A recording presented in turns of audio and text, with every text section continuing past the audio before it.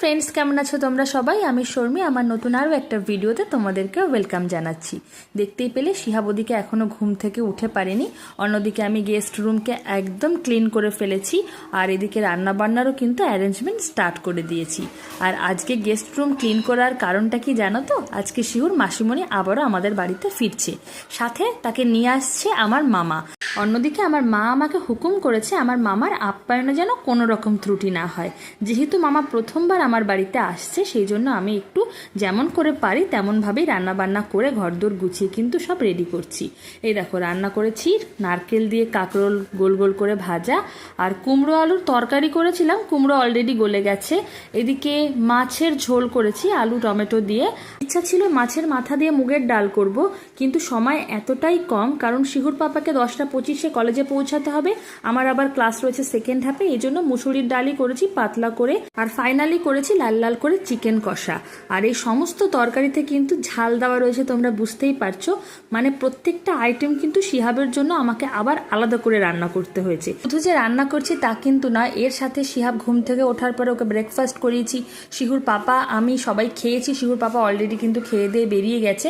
এই দেখো, এবার দেখাচ্ছি তোমাদের সঙ্গে শিহাবের আইটেমগুলো। আর শিহুর মাসিমণি বা ওর দাদুকে দেখলে শিহাব তো কোনো কাজই আর করতে দেবে না বা নিজেও করবে না, সেজন্য যতটা তাড়াতাড়ি সম্ভব আমি কিন্তু সমস্ত কাজই কমপ্লিট করে ফেলেছি। ঘরদোর দেখো মোছাও হয়ে গেছে, আমার স্নানও হয়ে গেছে। ইনফ্যাক্ট আজ শিহাবের লেবুর রস ঠস সব খাওয়ানো আমার কমপ্লিট। এবার শিহাব শুয়ে শুয়ে টিভি দেখছিল, তখনই কিন্তু শিহুর দাদু আর মাসিমণি ঢুকেছে, আর শিহাব দৌড়ে গিয়ে ওর দাদুর কোলে লাফিয়ে উঠেও পড়েছে।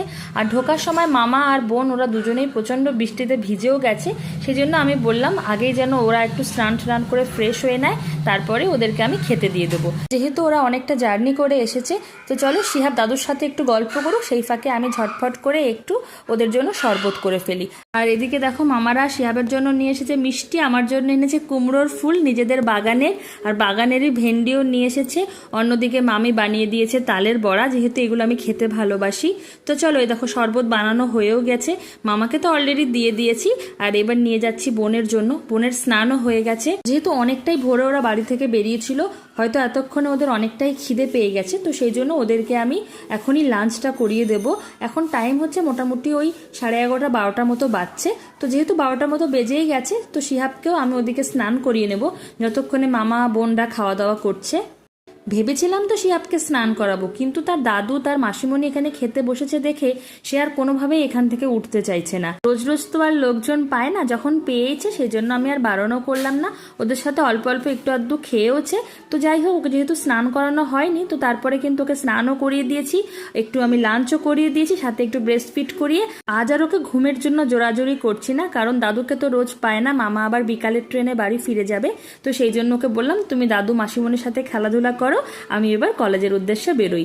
আমি যখন বেরিয়েছিলাম একটু পরে শিহুর পাপা ফিরে এসেছে। তাহলে আজকের ভিডিওটা এই পর্যন্তই রইলো, দেখা হচ্ছে তোমাদের সঙ্গে নেক্সট ভিডিওতে। ততক্ষণ তোমরা সবাই ভালো থেকো, টেক কেয়ার।